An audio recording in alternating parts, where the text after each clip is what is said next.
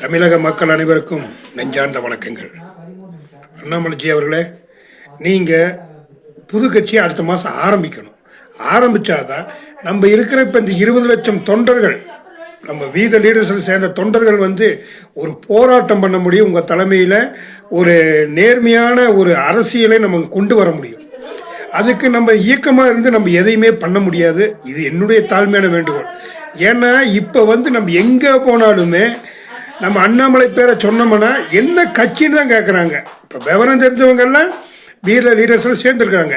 ஆனால் பொதுமக்களுக்கு இடையில் நம்ம அண்ணாமலைஜி, நம்ம உங்களுடைய புகழ் பரவ வேண்டுமென்றால், நமது புகழ் பரவ வேண்டுமென்றால் நம்ம நிச்சயமாக அடுத்த மாதம் நம்ம கட்சி ஆரம்பிக்கணும்.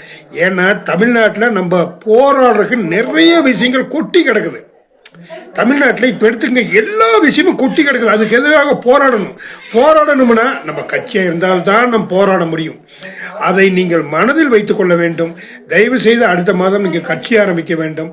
அதுபோக வீத லீடர்ஸுக்காக எல்லாருமே தெருவுகளில் நின்று ஒவ்வொருவரும் 5 பேர் 4 பேர் நின்று நம்ம ஒரு சாமினா போட்டு அந்த வீத லீடர்ஸ்க்கு உறுப்பினர் சேர்க்கிறத பார்க்கும்போது எனக்கு அவ்வளோ ஒரு சந்தோஷமா இருக்குது. ஆனால் என்னால் முடியல, எங்களாலலாம் முடியல.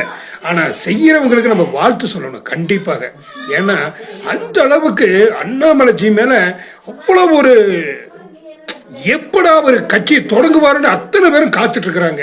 அதை நீங்கள் தவறாமல் நீங்கள் செய்து முடிக்க வேண்டும். ஏனென்றால் இப்போ ஸ்டார்ட் பண்ணாதான் 2031 நம்ம கட்சி ஆட்சியை பிடிக்கும். அது மட்டுமல்ல, இந்த திருச்சி கிழக்கு தொகுதியில் ஏடிஎம்கே, டிஎம்கே, தாவேகா இவங்க எல்லாரும் நின்னாலும் பரவாயில்ல, நாம் தோற்றாலும் பரவாயில்லை. அந்த இடத்துல நம்ம அந்த நம்மளுடைய பலத்தை நாம் நிரூபிப்பதற்கு நாமும் போட்டியிட வேண்டும் என்பதுதான் எனது ஆசை.